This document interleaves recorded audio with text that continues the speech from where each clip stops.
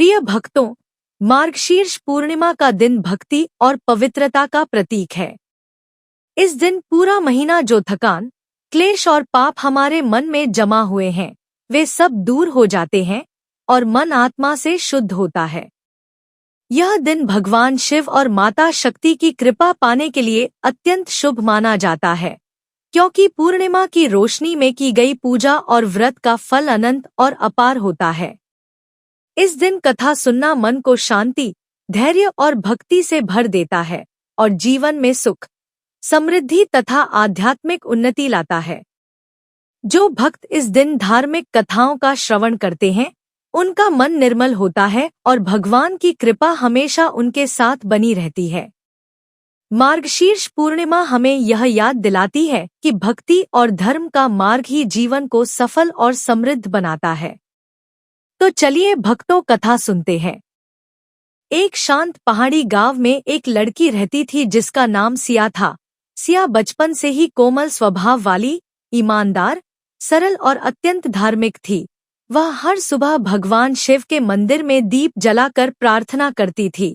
उसकी आंखों में एक अजीब सी दिव्यता थी, जैसे जन्म से ही उसके भीतर कोई तपस्विनी आत्मा बसती हो। लेकिन उसके जीवन का सबसे बड़ा दुख यह था कि उसके पिता एक क्रूर, क्रोधित और कठोर स्वभाव वाले व्यक्ति थे, जो न जाने किन परिस्थितियों में मन से टूट चुके थे और अपनी सारी जलन, गुस्सा और कड़वाहट सिया पर निकालते थे। सिया पर उनका अत्याचार कभी शब्दों में, कभी व्यवहार में और कभी मनोवैज्ञानिक रूप से होता था। लेकिन सिया ने कभी किसी से शिकायत नहीं की, क्योंकि उसके हृदय में यह विश्वास था कि भगवान कभी अपने भक्तों की परीक्षा बिना उद्देश्य के नहीं लेते। उसके पिता उसे बेकार समझते, उसका अपमान करते, उसकी पढ़ाई रोक देते और हर छोटी छोटी बात पर उसे दोषी ठहराते, जबकि सिया का हृदय कांच की तरह साफ था। वह किसी से बुरा नहीं सोचती थी। उसकी एक ही इच्छा थी कि उसके पिता कभी उसे प्यार से देखें, लेकिन वह दिन कभी नहीं आया।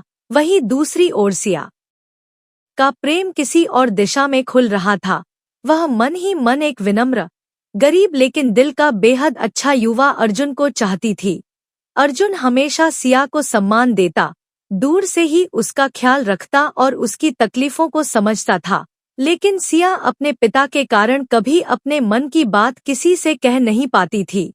अर्जुन भी जानता था कि यह प्रेम कठिन है, लेकिन वह भी भगवान पर आस्था रखता था। सिया का जीवन हर दिन पिता के अत्याचारों के बीच बीतता, परंतु उसका चरित्र, उसकी पवित्रता, उसकी भक्ति, सब कुछ उसे टूटने नहीं देता था। वह हर रात भगवान शिव से प्रार्थना करती, भोलेनाथ, मुझे सहने की शक्ति देना, मुझे गलत राह पर मत पड़ने देना, मेरा दिल हमेशा पवित्र रखना। और शायद यही उसकी सबसे बड़ी ताकत थी, क्योंकि जहाँ कोई और बच्चा ऐसे अत्याचारों में टूट जाता, वहीं सिया और अधिक शांत और अधिक सहनशील और अधिक धार्मिक होती जा रही थी। उसके आंसू हर रात उसकी दुआओं का हिस्सा बनते, और कहा जाता है कि सच्चे आंसू कभी व्यर्थ नहीं जाते। भगवान उन आवाजों को सुनते हैं जो दुनिया अनसुनी कर देती है। शायद इसी वजह से एक दिन उसके जीवन में पहला बड़ा दिव्य मोड़ आया। एक दिन उसके पिता ने किसी गलतफहमी के कारण उसे इतना बुरा भला कहा कि सिया टूटकर मंदिर की सीढ़ियों पर बैठ गई। वह फूट फूट कर रोई और रोते रोते बेहोश जैसी हो गई। तभी अचानक मंदिर के भीतर से एक वृद्ध साधु बाहर आए। उनकी आंखों में अद्भुत तेज था, जैसे वर्षों का तप उनके भीतर प्रवाहित हो रहा हो।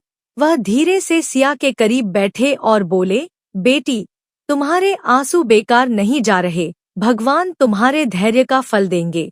तुम चरित्रवान हो, पवित्र हो। तुम्हारा रास्ता कठिन है, लेकिन मंजिल अत्यंत सुंदर होगी। सिया रोते रोते बोली, बाबा, क्या भगवान मेरी सुनेंगे? मैं रोज प्रार्थना करती हूँ, फिर भी मेरे पिता। बाबा ने उसका हाथ पकड़ा और कहा, कभी कभी भगवान भक्त को अंधेरे में इसलिए रखते हैं कि जब रोशनी मिले तो वह बाकी दुनिया से अधिक चमके। तुम्हें बहुत बड़ा वरदान मिलने वाला है बेटी, लेकिन उससे पहले यह दुख तुम्हें सोना बनाकर निकालेगा। और यह कहकर बाबा अचानक गायब हो गए, जैसे वे कोई दिव्य पुरुष हों। उसी रात सिया ने एक अद्भुत सपना देखा।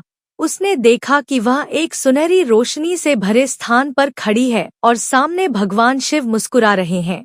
वही मुस्कान जो केवल सच्चे भक्तों को मिलती है। भोलेनाथ ने सिया की ओर हाथ बढ़ाकर कहा, बेटी, तुम्हारा मन स्वच्छ है, तुम्हारा हृदय भक्ति से भरा है। जो दुख तुम सह रही हो, वह तुम्हें उस जीवन की ओर धकेल रहा है जहां तुम्हें सच्चा प्रेम, सच्चा सम्मान और एक सुंदर परिवार मिलेगा। तुम अकेली नहीं हो। फिर सपना टूट गया, लेकिन उस सपने ने उसके भीतर एक नई रोशनी जगा दी। वह अब पहले से अधिक मजबूत हो चुकी थी। अगले दिन अर्जुन ने दूर से ही सिया को उदास देखा और कहा, अगर कभी भी तुम्हें लगे कि तुम अकेली हो, तो याद रखना मैं हूँ। भगवान है और हर परीक्षा का अंत होता है।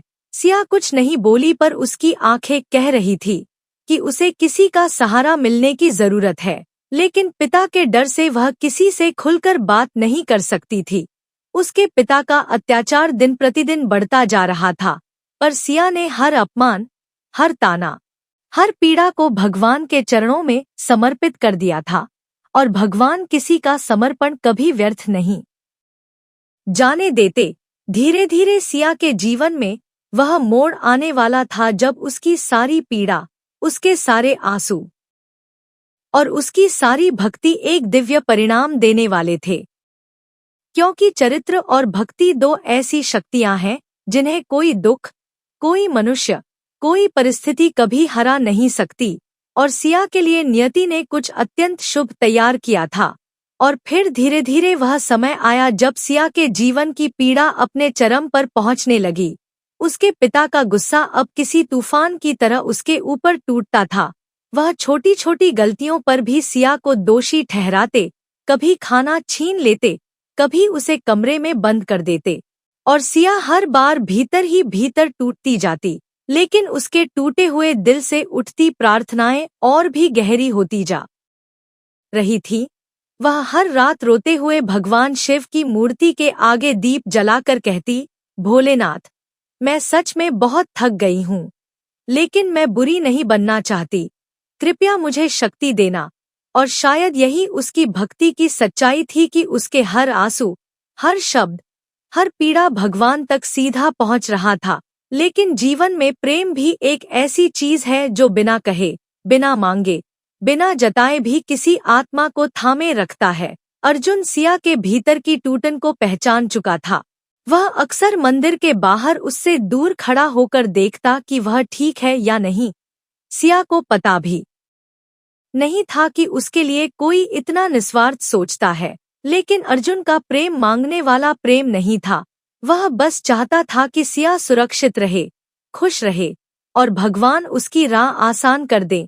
इसी बीच एक शाम सिया के पिता ने उसे एक ऐसी बात पर दोषी ठहराया जिसकी उसे कोई जानकारी भी नहीं थी, और उन्होंने गुस्से में उसे घर से बाहर निकाल दिया। वह ठंडी रात थी। हवा में अजीब सी उदासी घिरी थी। सिया के पैरों में चप्पल तक नहीं थी। वह कांपते हुए सड़क पर चलती रही। उसकी आंखों में जीवन भर की पीड़ा भरी हुई थी। वह सोच रही थी कि या भगवान सच में उसकी सुनते भी हैं या नहीं। लेकिन तभी उसके पांव मंदिर के दरवाजे पर पहुंच गए, मानो कोई अदृश्य शक्ति उसे वहां खींच लाई हो। उसने भीतर कदम रखा। वहां शांति थी, सन्नाटा था, और दीपक की हल्की रोशनी में पूरे मंदिर में सिर्फ भगवान शिव का शांत चेहरा चमक रहा था। सिया धीरे धीरे उनके सामने बैठ गई और टूटे हुए स्वर में बोली, भोलेनाथ, मैं अब सच में नहीं सह पा रही हूँ। अगर आप हैं तो मुझे बचा लीजिए। और जैसे ही उसने यह शब्द कहे, मंदिर की घंटी अपने आप बज उठी, जैसे कोई अनदेखा हाथ उसे हिला गया हो। हवा में चंदन और धूप की खुशबू फैल गई, और अचानक वही दिव्य वृद्ध साधु एक बार फिर उसके पीछे खड़े थे। वे बोले, बेटी, जिनका सहारा कोई नहीं होता, उनका सहारा भगवान होता है। आज वह समय आ गया है जब तुम्हारे जीवन का रास्ता बदलने वाला है। सिया ने चौंक कर उनकी ओर देखा। उसकी आंखों से आंसू झरते जा रहे थे। उसने पूछा, बाबा, क्या मेरी जिंदगी में सच में कुछ अच्छा होने वाला है? साधु मुस्कुराए, बेटी, तुम्हारा चरित्र सोने जैसा है, तुम्हारी आत्मा पवित्र है, और भगवान ने लिख दिया है कि तुम्हें वह परिवार मिलेगा जो तुम डिजर्व करती हो। तुम्हें वह जीवन मिलेगा जिसमें तुम्हें सम्मान भी मिलेगा और प्रेम भी। यह दुख बस तुम्हें प्रकाश तक पहुंचाने का माध्यम था। तभी अचानक मंदिर के बाहर किसी के कदमों की आवाज आई। अर्जुन घबराया हुआ अंदर आया और बोला, सिया, तुम यहाँ अकेली बैठी हो? तुम्हें कुछ हो जाता तो? उसकी आवाज में डर था, चिंता थी और प्रेम भी था। सिया पहली बार इतनी टूट चुकी थी कि वह बिना बोले अर्जुन की ओर देखती रही। अर्जुन ने उसे सहारा देकर उठाया और कहा, तुम अकेली नहीं हो, जब तक मैं हूँ तब तक तुम पर कोई भी हाथ नहीं उठा सकता। पर जैसे ही उसने यह कहा, वह वृद्ध साधु गायब हो चुके थे, मानो वे सिर्फ भगवान का संदेश देकर लौट गए हों। अर्जुन सिया को अपने घर ले गया। उसकी माँ ने उसे बेटी की तरह संभाला, उसे खाना दिया, उसके लिए गर्म कपड़े लाए और उसके सिर पर हाथ फेरा। ऐसा प्यार, ऐसा सम्मान सिया ने अपने घर में कभी महसूस नहीं किया था। रात भर अर्जुन की माँ उसके पास बैठी रही ताकि उसे डर न लगे, और सिया मन ही मन सोचती रही कि क्या यही वह परिवार है जिसे भगवान ने उसके लिए चुना है। उसके हृदय में पहली बार एक सुकून, एक सुरक्षा, एक अपनापन जन्म ले रहा था। अगले दिन अर्जुन की माँ ने उससे कहा, बेटी, कोई भी माता पिता अपनी संतान पर अत्याचार नहीं करते, लेकिन अगर तुम्हारे पिता भूल गए हैं कि बेटी कैसी होती है, तो भगवान ने तुम्हें हमारे घर भेजकर यह बात हमें याद दिलाई है। यह सुनते ही सिया की आंखों से आंसू बहने लगे। उसके मन में प्रेम, पीड़ा, आस्था सब एक साथ उमड़ पड़े। उसे लगा जैसे भगवान शिव ने उसे अपने हाथों से यहाँ भेजा है। और उस पल उसे समझ आया कि जिस भगवान को वह इतने वर्षों से पुकार रही थी, वह उसके जीवन को धीरे धीरे बदल रहे थे। और फिर उस घर में बिताए पहले ही दिन से सिया को ऐसा महसूस होने लगा जैसे उसके जीवन का अंधेरा धीरे धीरे हट रहा हो। अर्जुन की माँ उसका हाथ पकड़कर उसे समझाती रही कि ईश्वर कभी भी किसी आत्मा के साथ अन्याय नहीं होने देते, बस उनकी न्याय की चाल धीमी होती है पर सटीक होती है। सिया ने उनकी बात ध्यान से सुनी और मन ही मन भगवान शिव को धन्यवाद दिया कि उन्होंने उसे ऐसे लोगों के बीच भेजा जो उसके घावों पर मरहम लगा सकें। लेकिन उसके भीतर अभी भी एक डर था। उसे लगता था कि उसके पिता किसी भी समय आकर उसे फिर से घर ले जाएंगे और फिर वही अत्याचार शुरू हो जाएगा। लेकिन अर्जुन ने उसे आश्वासन दिया कि वह उसे तब तक घर नहीं भेजेगा जब तक कि उसके पिता खुद अपने व्यवहार के लिए पछतावा न करें। समय धीरे धीरे बीतने लगा और इस दौरान अर्जुन का परिवार सिया के लिए वह सब करने लगा जो उसने अपने जीवन में कभी महसूस ही नहीं किया था। उसकी सुबह अब डर से नहीं बल्कि शांति से शुरू होती थी। उसकी रातें अब धमकियों से नहीं बल्कि दुआओं और सुरक्षा के एहसास से भरने लगी थीं। वह हर दिन भगवान शिव के नाम का जप करती, ओम नमः शिवाय। उसकी आत्मा मानो फिर से सांस लेना सीख रही थी। लेकिन उसकी परीक्षा अभी खत्म नहीं हुई थी। एक दिन उसका पिता अचानक वहां आ पहुंचा। वह गुस्से में था, आंखें लाल थी और वह चिल्लाते हुए बोला, सिया, घर चल, तूने मुझे कितनी बदनामी दिलाई है। सिया डर गई, उसके हाथ कांपने लगे।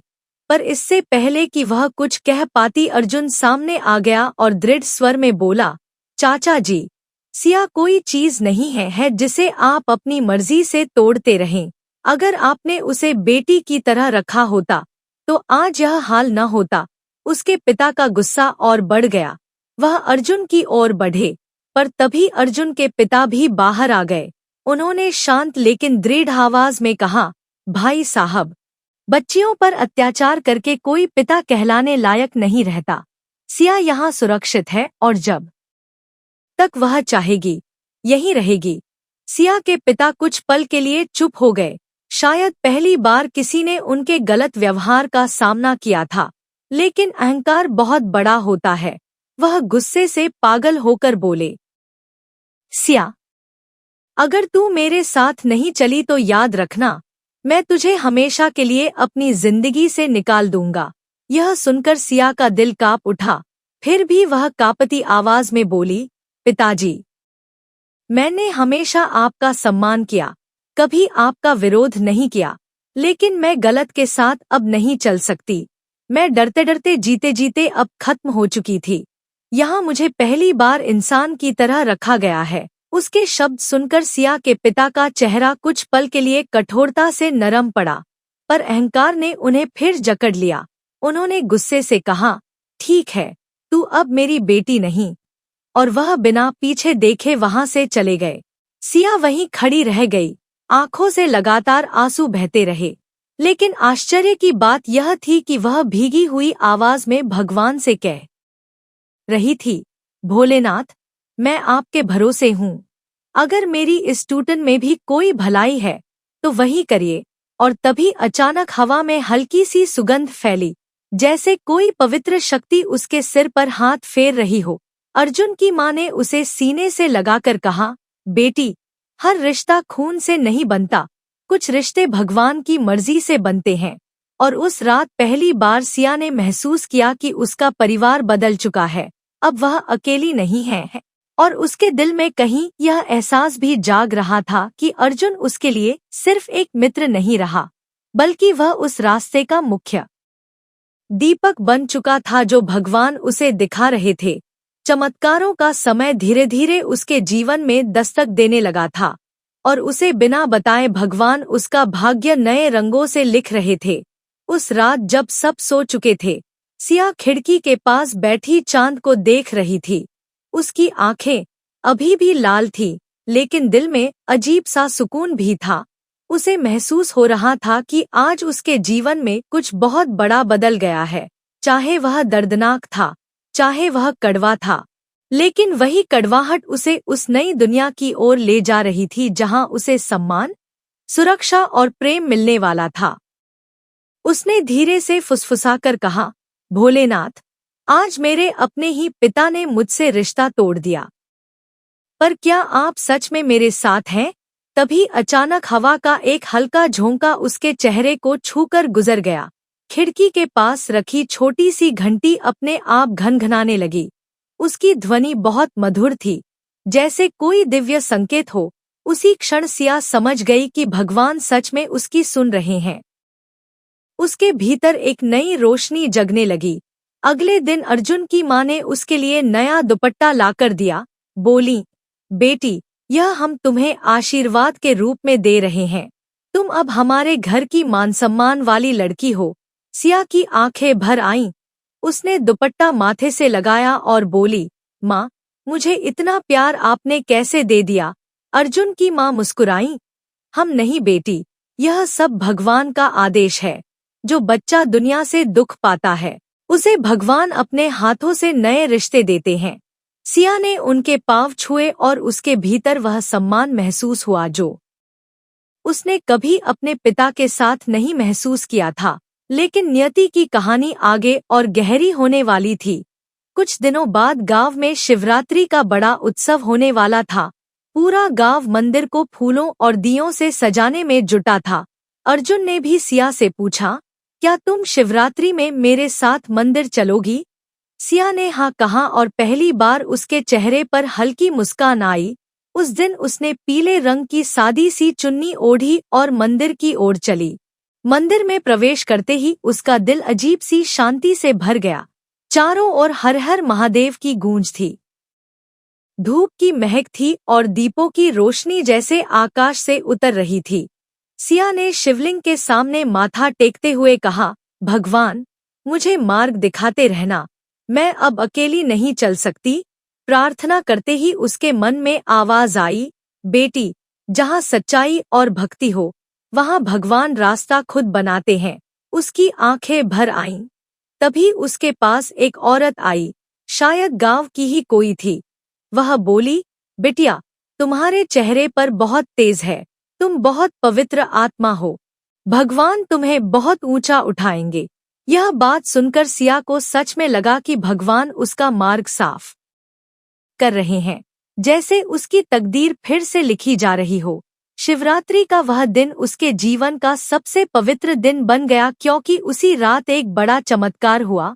जब वह मंदिर की सीढ़ियों पर बैठी थी, तभी अचानक वही वृद्ध साधु फिर प्रकट हुए जिन्हें उसने पहले 2 बार देखा था। उन्होंने सिया के सिर पर हाथ रखकर कहा, बेटी, तुम्हारी परीक्षा अब समाप्त होने वाली है।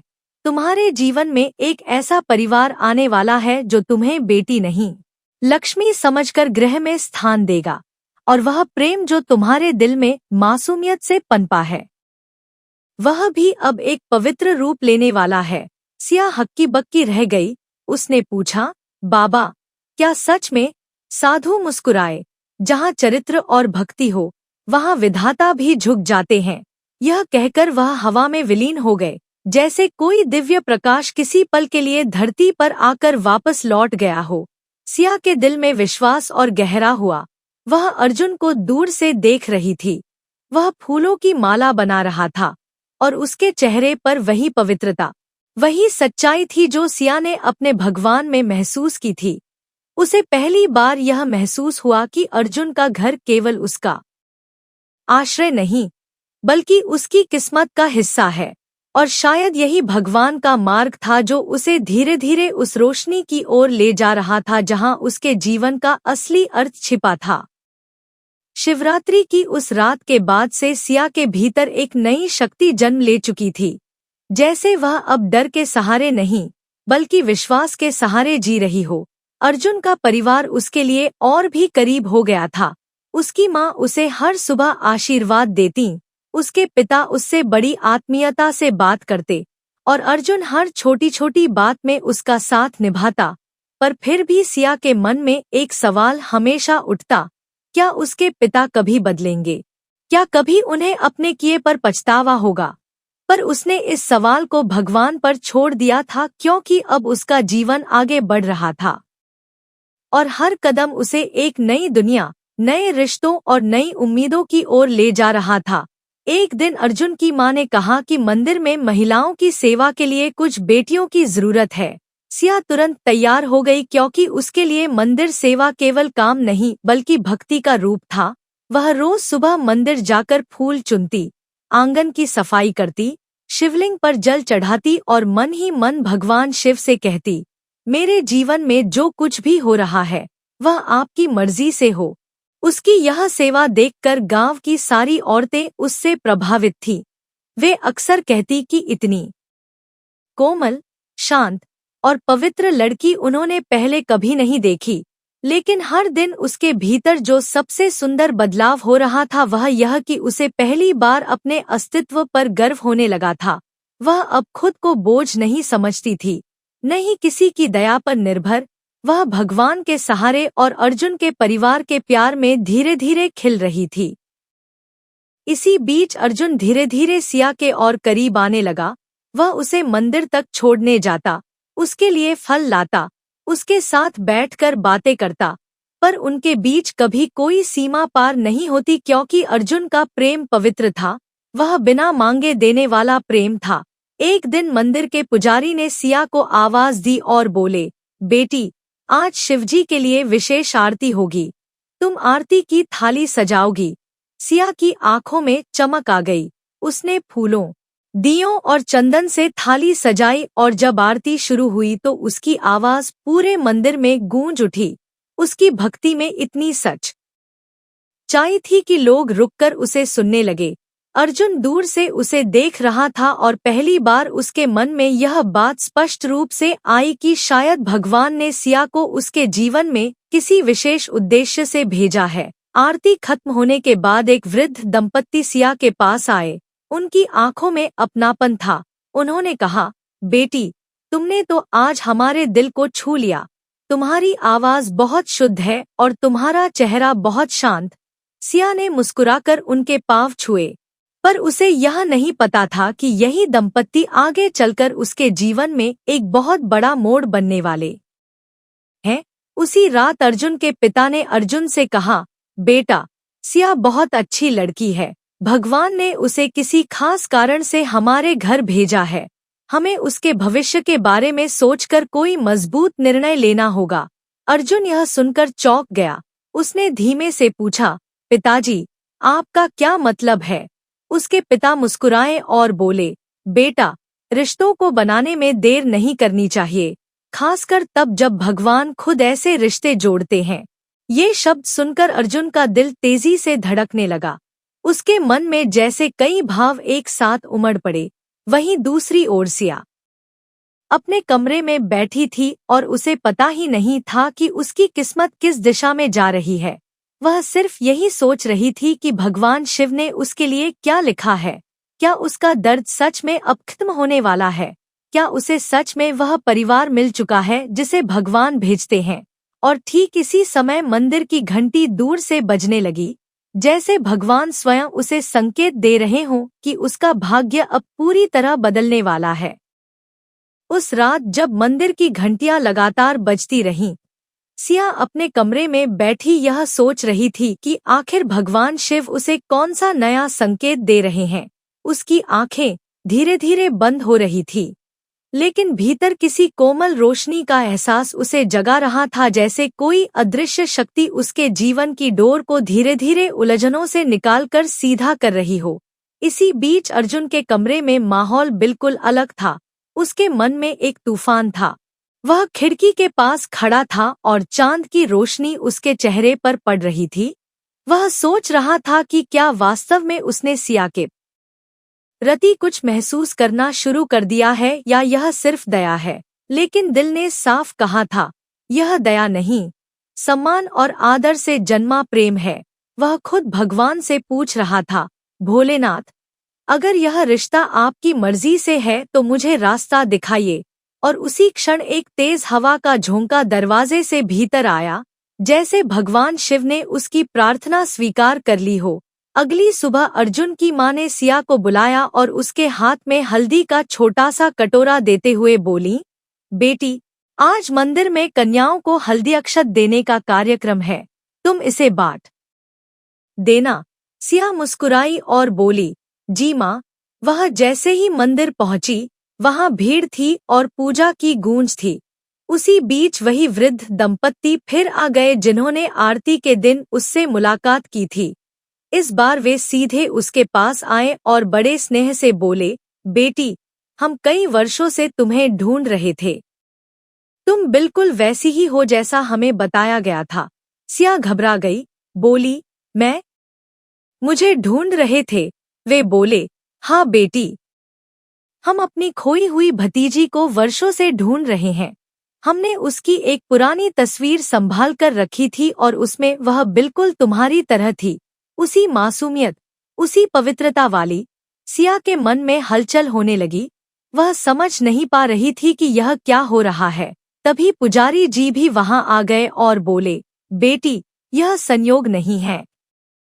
शिवजी के घर में कोई संयोग नहीं होता, सब संकेत होते हैं। सिया की सांसें तेज हो गईं, पर वह चुप रही क्योंकि उसे हमेशा सिखाया गया था कि हर बात समय आने पर खुद स्पष्ट हो जाती है। उसी वक्त अर्जुन मंदिर पहुंचा और दूर से यह सारा दृश्य देख रहा था। उसके भीतर एक डर पैदा होने लगा कि शायद कोई उसे सिया से दूर ले जाए। लेकिन तुरंत उसने खुद को रोक लिया क्योंकि उसने भगवान पर भरोसा किया था। वह धीरे धीरे आगे बढ़ा और सिया के बगल में खड़ा हो गया, जैसे उसे साइलेंटली बताने आया हो कि वह अकेली नहीं है। वृद्ध दंपत्ति ने अर्जुन को देखकर कहा, बेटा, तुम इस लड़की के बहुत करीबी लगते हो। अर्जुन ने आदर से कहा, जी, यह मेरे परिवार का हिस्सा है। सिया की आंखें भर आईं क्योंकि अर्जुन का यह वाक्य उसके लिए दुनिया की सबसे बड़ी सुरक्षा जैसा था। वृद्ध महिला ने उसके सिर पर हाथ रखकर कहा, बेटी, तुम अपने चरित्र और भक्ति से बहुत महान हो।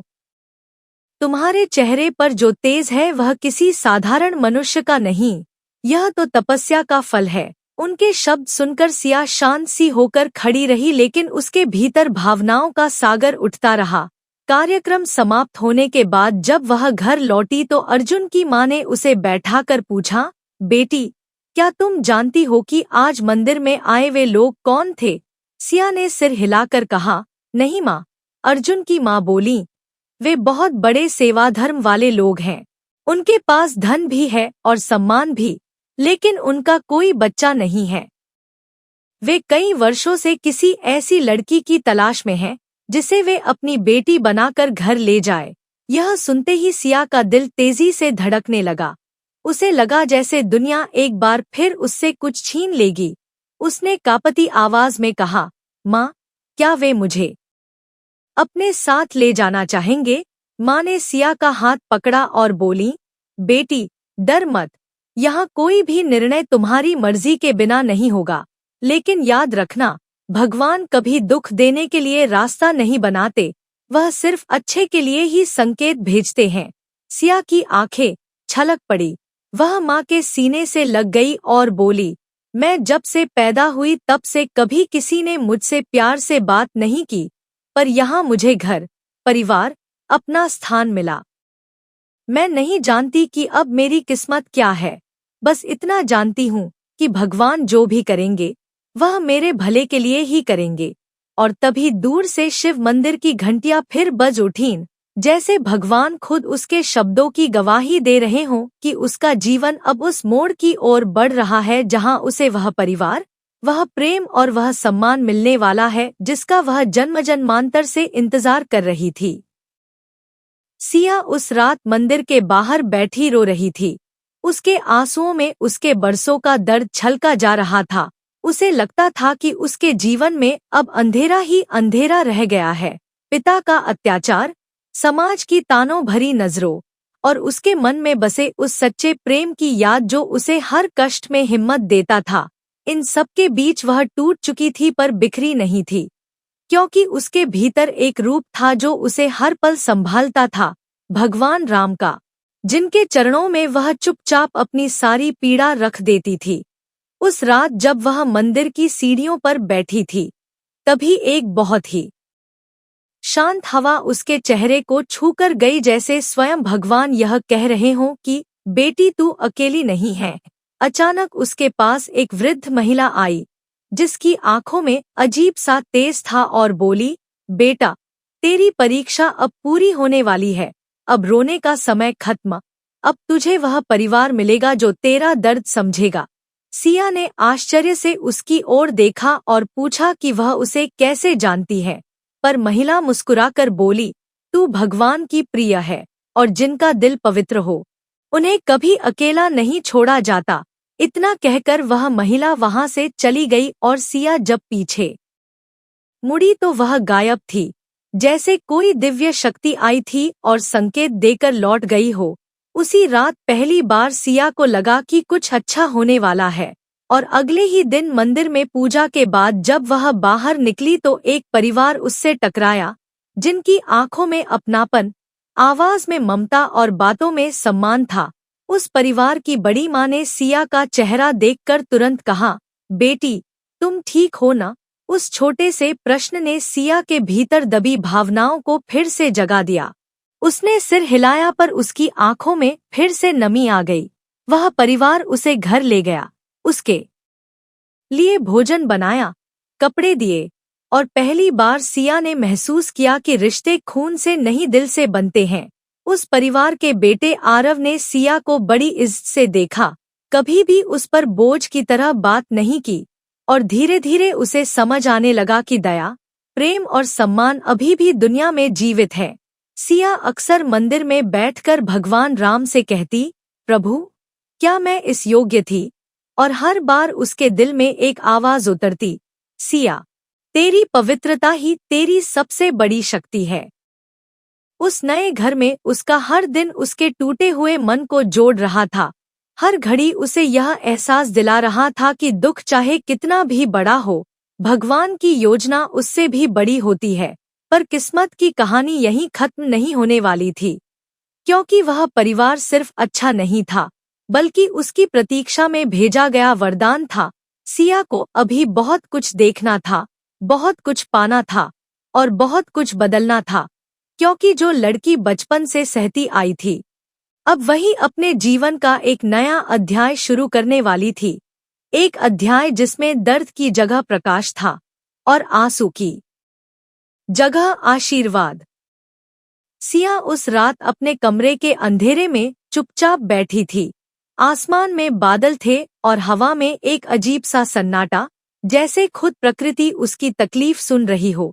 उसके पिता का गुस्सा, उसकी माँ की खामोशी और घर की दीवारों में गूंजती कठोरता उसके दिल को रोज थोड़ा थोड़ा तोड़ देती थी। लेकिन सिया की आत्मा किसी चट्टान की तरह दृढ़ थी। वह टूटती थी पर बिखरती नहीं थी, क्योंकि उसके भीतर एक ऐसी रोशनी थी जो किसी इंसान से नहीं बल्कि भगवान से मिली थी। रात के अंधेरे में वह चुपचाप भगवान राम की तस्वीर के सामने बैठी रही, अपनी हथेलियां जोड़कर बोली, प्रभु, अगर मैंने किसी का दिल नहीं दुखाया, अगर मैं सचमुच आपके मार्ग पर चली हूँ, तो कृपा करके मुझे सहने की शक्ति देना। मेरे लिए भी कहीं कोई अच्छा रास्ता खोल देना। उसकी आंखों से आंसू गिर रहे थे, पर उसके अंदर विश्वास का दीपक और भी तेज जलने लगा। उसी वक्त जैसे हवा में कोई धीमी सी आहट हुई, जैसे किसी ने उसके सिर पर हाथ रख दिया हो। उसके दिल में एक सुखद गर्माहट उठी। सिया जानती थी, यह स्पर्श किसी इंसान का नहीं बल्कि ईश्वर की ओर से आया आशीर्वाद था।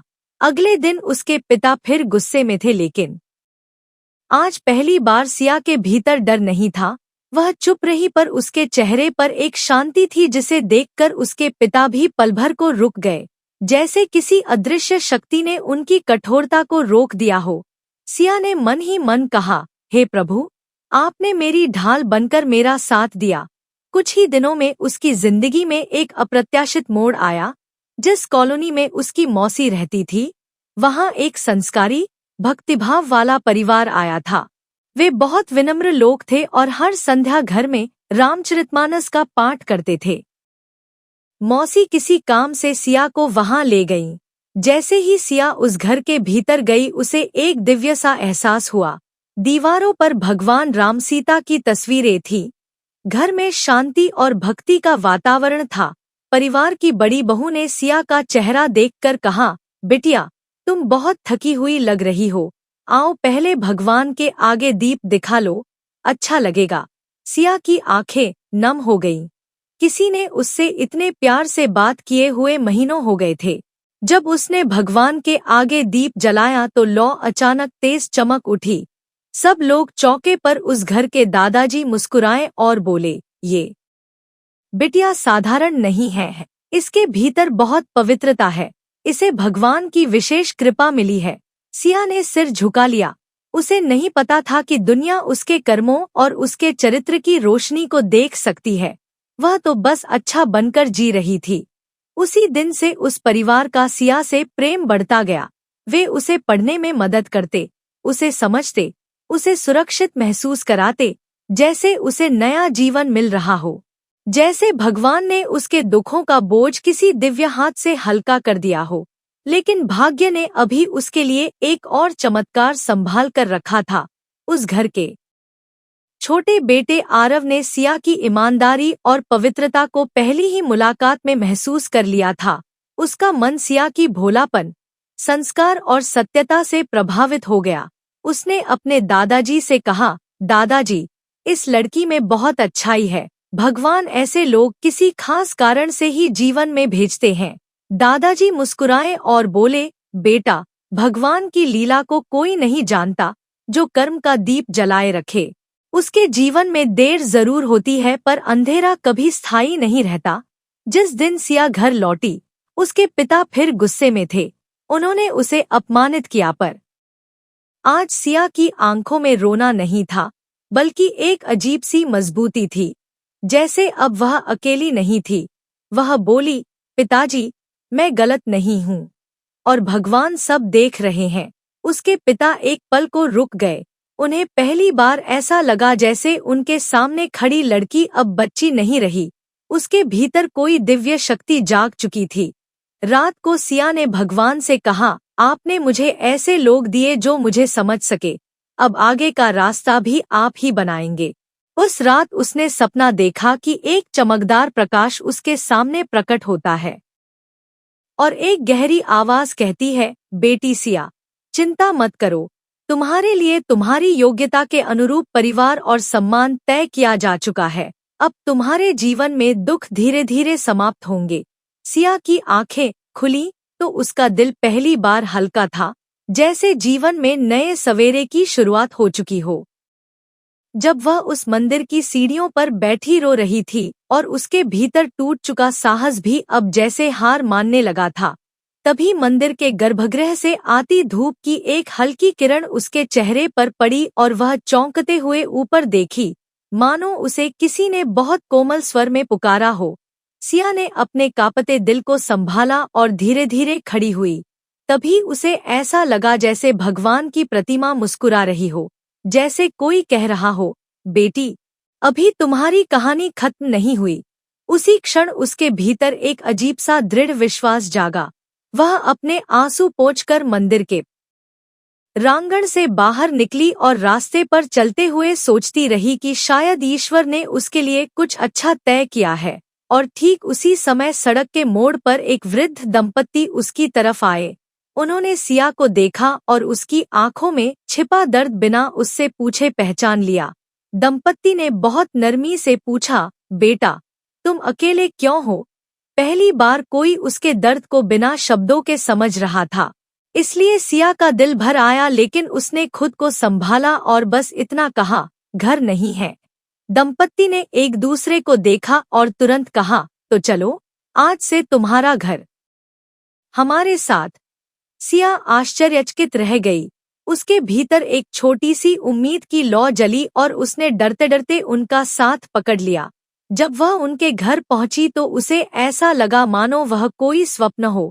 घर में शांति थी, प्रेम था, आदर था और सबसे बड़ी बात, कोई भय नहीं था। उस दिन पहली बार सिया ने शांति से भोजन किया और पहली बार किसी ने उसे अपनी बेटी की तरह सिर पर हाथ रखकर आशीर्वाद दिया। रात को जब वह सोने गई तो उसे स्पष्ट महसूस हुआ कि उसके ऊपर किसी अदृश्य शक्ति ने संरक्षण की चादर डाल दी है, जैसे भगवान स्वयं कह रहे हों, तुम्हारी पवित्रता व्यर्थ नहीं जाएगी बेटी, अब तुम्हारी नई शुरुआत है। और सिया ने आंखें बंद करते हुए मन ही मन प्रण किया कि चाहे संसार कितना भी कठोर क्यों न हो, वह अपनी भलाई, अपना विश्वास और अपने भीतर की रोशनी को कभी नहीं छोड़ेंगी। सिया उस रात जब मंदिर के बाहर रोते रोते बेहोश सी होकर बैठी थी तो उसे लगा जैसे उसकी सारी ताकत खत्म हो चुकी है। उसका मन हर तरफ से टूट चुका था। पिता के अत्याचार, सौतेली माँ का जुल्म, घर में अपमान, किसी का साथ न होना, सब कुछ जैसे उसकी आत्मा को छलनी कर चुका था। लेकिन उसी टूटे हुए क्षण में जैसे किसी अनदेखी शक्ति ने उसके सिर पर हाथ रखा हो। एक पल के लिए उसे लगा कि मंदिर की घंटी अपने आप बजी है और हवा में चंदन की खुशबू फैल रही है। उसने आंखें बंद की तो लगा जैसे कोई कह रहा हो, बेटी, तू अकेली नहीं है, तेरी हर पीड़ा मेरे चरणों में सुरक्षित है, मैं तुझे तेरा अधिकार दिलवाऊंगा। सिया का शरीर कांप गया। उसने डरते हुए मंदिर के गर्भगृह की ओर देखा, लेकिन वहां तो सिर्फ भगवान शिव का शांत मुख दिखाई दे रहा था। फिर भी उसकी आत्मा ने सुना था कि किसी ने उसे पुकारा है। उसने कांपते हाथों से दीपक जलाया और उसी क्षण जैसे कोई चमत्कार हुआ हो। हवा तेज बह रही थी लेकिन दीपक नहीं बुझा। वह स्थिर लौ जैसे उसे यह विश्वास दिला रही थी कि उसका मार्ग कठिन जरूर है, पर समाप्त नहीं, और इस दुनिया में अभी भी कहीं उसके लिए कोई स्थान, कोई प्रेम, कोई सच्चा परिवार इंतजार कर रहा है। तभी अचानक पीछे से कदमों की आवाज आई। उसने घबराकर देखा तो मंदिर के पुजारी दादाजी थे, जो उसे बचपन से जानते थे।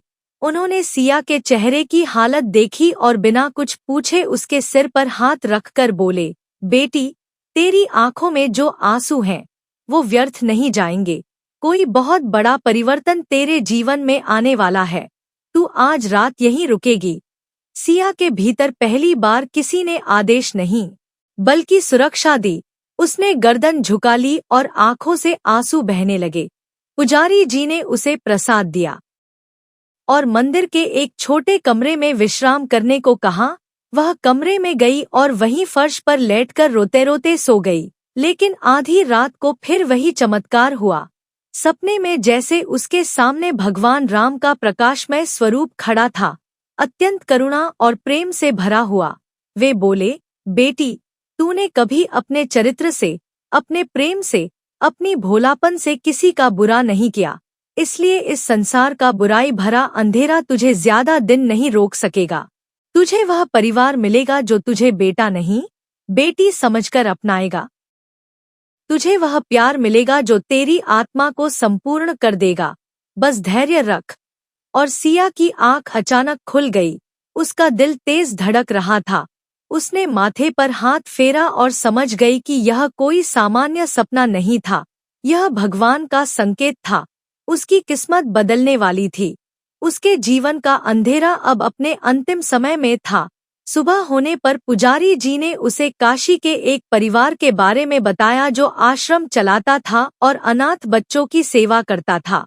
उन्होंने कहा कि वे लोग बहुत ही सज्जन और धार्मिक हैं, अपनी बेटी की तरह व्यवहार करते हैं, और संयोग से वे आज ही मंदिर दर्शन करने आने वाले थे, जैसे भगवान ने सिया के लिए ही सब कुछ नियोजित कर रखा था। थोड़ी देर बाद जब वह परिवार मंदिर आया, एक शांत, सौम्य, करुणा से भरा, तो जैसे सिया की आंखें उन्हें देखते ही पहचान गईं कि यही उसका वह नया अध्याय है, वह नया संसार है। उसके मन में एक दिव्य कंपन उठा और अपने आप उसके कदम उस परिवार की ओर बढ़ने लगे, जैसे किसी अदृश्य शक्ति ने उसे धकेला हो, जैसे भगवान स्वयं उसे आगे बढ़ा रहे हों। और इसी क्षण से उसकी नियति का वास्तविक परिवर्तन शुरू हुआ। प्रिय भक्तों, सिया की कहानी से हमें यह महत्वपूर्ण संदेश मिलता है कि सच्चा चरित्र और अडिग भक्ति किसी भी कठिनाई को पार करने की शक्ति देते हैं।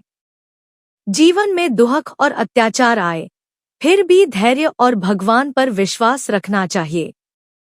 सच्चाई और पवित्रता हमेशा सम्मान और सुख की ओर ले जाती है। अच्छे कर्म और ईश्वर की शरण में समर्पण से जीवन में सच्चा प्रेम, सुरक्षा और सौभाग्य प्राप्त होता है। यह कथा हमें याद दिलाती है कि जो मनुष्य अपने हृदय को शुद्ध रखता है, भगवान उसकी हर परीक्षा में उसका मार्गदर्शन करते हैं। दोस्तों, प्रिय मित्रों, अभी यह कहानी यहीं समाप्त नहीं हुई है। अब मानसीस पूर्णिमा की पवित्र कथा सुनने से आपको जीवन में शांति, भक्ति और सुख का अनुभव होगा। साथ ही आपकी आत्मा भी पवित्रता से भर जाएगी। इस दिन की कथा सुनकर हमें यह समझने का अवसर मिलता है कि भक्ति और धर्म का मार्ग ही हमारे जीवन को सही दिशा और सच्ची खुशी प्रदान करता है। इसलिए ध्यानपूर्वक इस पवित्र कथा का श्रवण करें और अपने हृदय को भगवान की कृपा के लिए खोलें। प्रिय भक्तों, मार्गशीर्ष पूर्णिमा का दिन पूरे साल में विशेष महत्व रखता है। यह दिन भक्ति, शुद्धता और आध्यात्मिक उन्नति का प्रतीक है। एक छोटे गांव में एक लड़की, राधा, रहती थी। उसका परिवार गरीब था, लेकिन उसका हृदय बहुत ही पवित्र और दीन भाव से भरा था। राधा बचपन से ही भगवान के प्रति गहरी भक्ति रखती थी। मार्गशीर्ष पूर्णिमा के दिन वह सुबह जल्दी उठी, स्नान कर पवित्र वस्त्र धारण किए और दीपक, फूल और चंदन लेकर मंदिर पहुंची। वहां उसने भगवान शिव और माता पार्वती की पूजा की, दीपक जलाया और प्रार्थना करते हुए कहा, हे भोलेनाथ, मेरी आत्मा को शुद्ध करें, मेरे घर और परिवार पर कृपा करें और सभी के जीवन में सुख, समृद्धि और शांति बनाएं। पूजा के बाद राधा ने गांव के जरूरतमंदों को अन्न, फल और कपड़े दान किए। उसने देखा कि जितना उसने प्रेम और भक्ति के साथ दिया, उसका हृदय उतना ही हल्का और खुश हो गया। पूरे दिन उसने कथा सुनी, भजन गाए और मन को शुद्ध रखा। शाम को जब चांद निकला, राधा ने महसूस किया कि भगवान ने उसके जीवन में नई ऊर्जा, शक्ति और आत्मविश्वास भर दिया है। उसके परिवार में शांति और प्यार बढ़ गया और गांव के लोग भी उसकी भक्ति से प्रेरित हुए। प्रिय भक्तों, इस कहानी से हमें यह सीख मिलती है कि सच्ची भक्ति, दान और शुद्ध मन जीवन में सुख, समृद्धि और आध्यात्मिक उन्नति लाते हैं। कठिनाई और दुख चाहे जितने भी हों, भगवान की कृपा और श्रद्धा से उन्हें पार किया जा सकता है।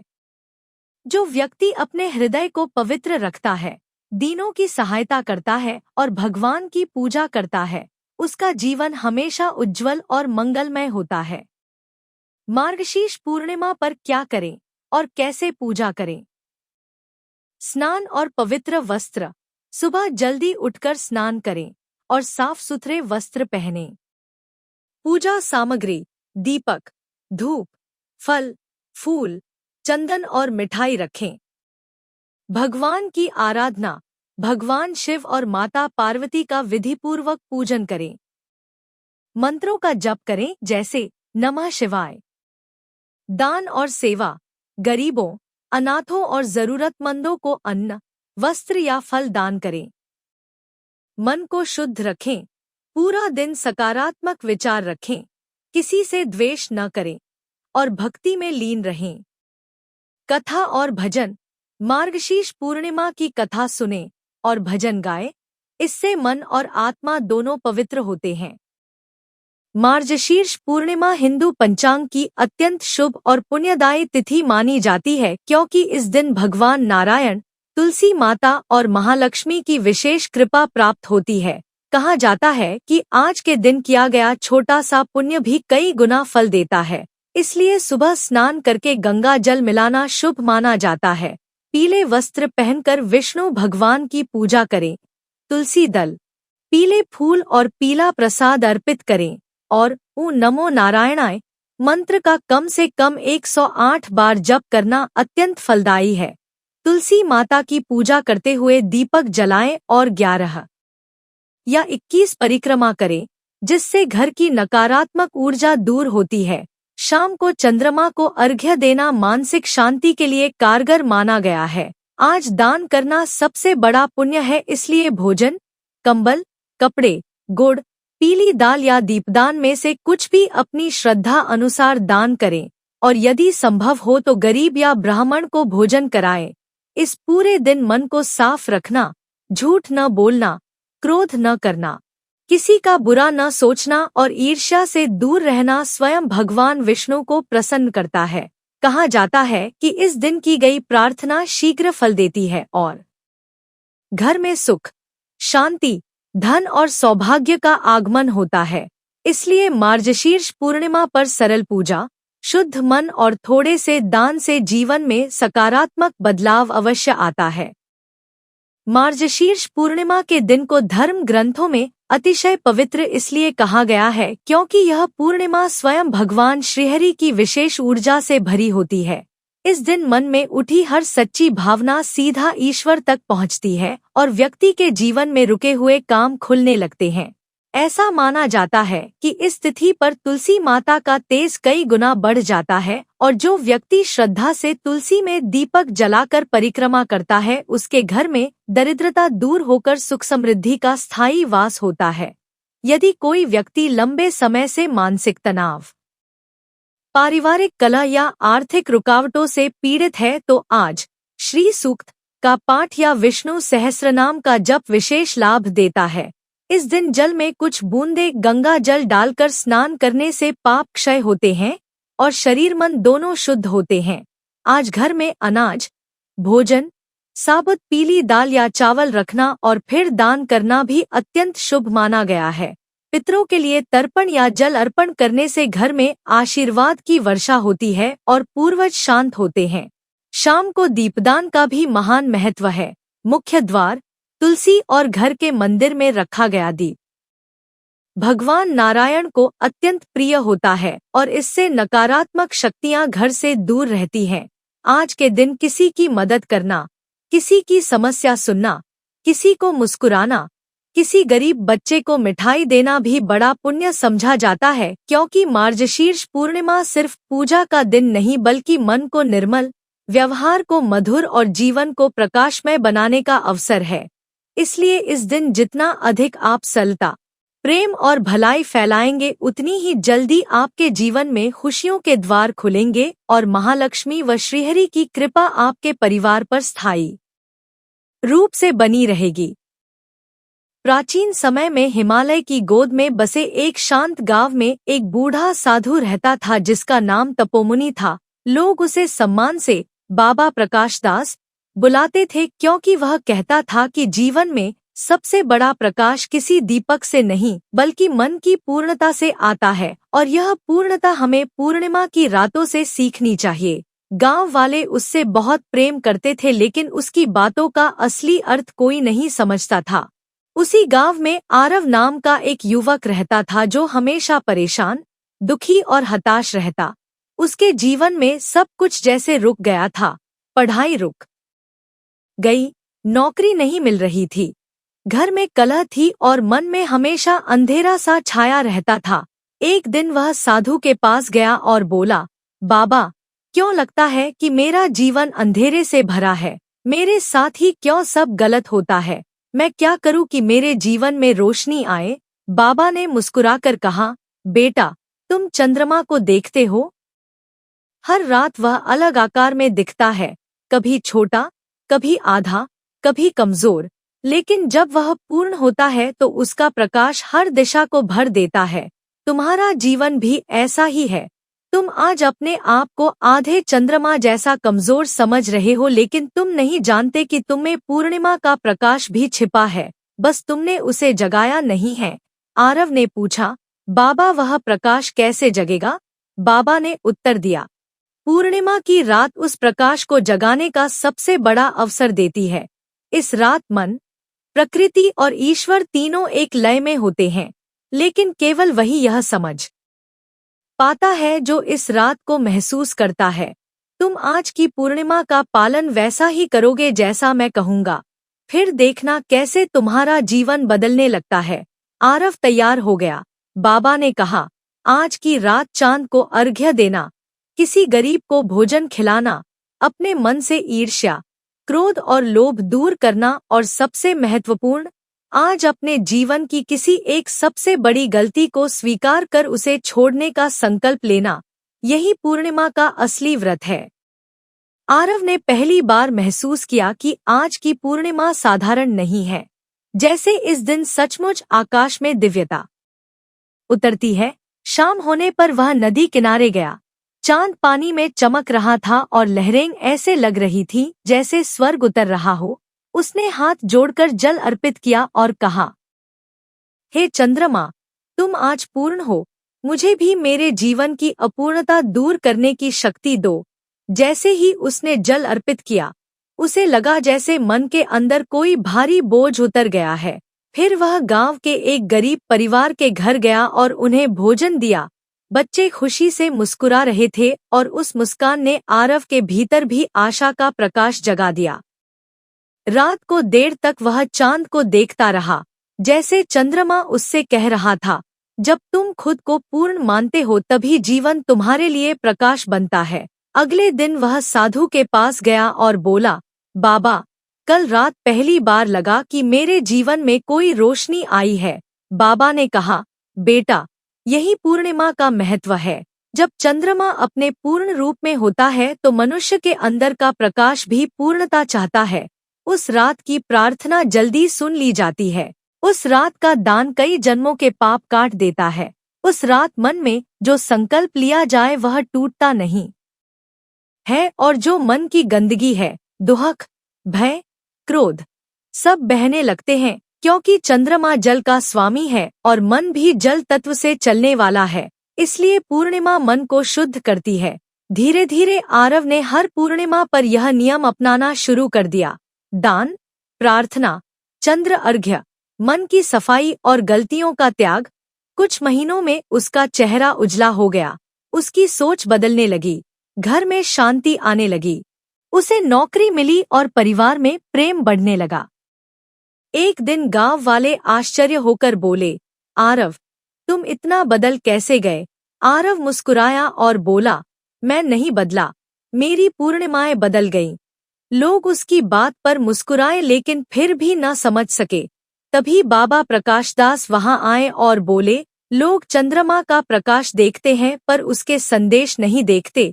पूर्णिमा कहती है कि जब तुम अपने जीवन का दीपक खुद बनते हो तब संसार की कोई अंधकार तुम्हें रोक नहीं सकता। पूर्णिमा हमसे यह कहती है कि स्वयं को हर महीने एक बार साफ करो। अपनी सोच, अपनी आदतें, अपनी गलतियां, जब मन शुद्ध होता है तभी जीवन का प्रकाश तेज होता है। जो व्यक्ति पूर्णिमा का महत्व समझ लेता है वह कभी अंधेरा महसूस नहीं करता। समय बीतता गया और आरव स्वयं गांव में आदर्श बन गया। हर पूर्णिमा को लोग उसके साथ मिलकर चंद्र अर्घ्य देते, दान करते, मन की सफाई करते और गांव में शांति व समृद्धि बढ़ने लगी। वर्षों बाद जब बाबा देह त्याग कर चले गए, गांव वालों ने उनके आश्रम में एक बड़ा दीपक रखा जो हर पूर्णिमा को जलाया जाता था। आरव हर पूर्णिमा को वहां जाता और कहता, प्रकाश बाहर का नहीं, भीतर का जलाना है। लोग कहते थे कि जब भी पूर्णिमा आती है, गांव में किसी अदृश्य शक्ति का आशीर्वाद उतरता है। बच्चे खुश रहते, मन प्रसन्न रहता, खेत हरे रहते, घरों में झगड़े कम हो जाते। और यह सब इसलिए हुआ क्योंकि एक साधु ने एक युवक को पूर्णिमा का असली महत्व समझाया था और उस युवक ने पूरा गांव बदल दिया था। आज भी जहां यह कहानी सुनाई जाती है वहां लोग कहते हैं कि पूर्णिमा केवल चंद्रमा के पूर्ण होने का दिन नहीं है बल्कि यह मनुष्य के भीतर छुपी पूरी क्षमता को जगाने का दिन है। यह वह रात है जब ईश्वर मन को नया दिशा देता है। यह वह तिथि है जब मन की सफाई सबसे अधिक प्रभावी होती है, जब दान का फल कई गुना बढ़ जाता है, जब प्रार्थना सीधे भगवान तक पहुंचती है, जब संकल्प अटूट हो जाते हैं और जब मनुष्य अपने जीवन के अंधकार को पीछे छोड़कर प्रकाश की ओर पहला कदम रखता है। इसीलिए कहा जाता है, जो पूर्णिमा को समझ लेता है वह अपने जीवन को समझ लेता है और जो अपने जीवन को समझ लेता है उसके लिए कोई असंभव नहीं रहता, क्योंकि पूर्णिमा केवल आकाश में नहीं, मन में भी होती है और मन की पूर्णिमा ही मनुष्य को दिव्यता की ओर ले जाती है।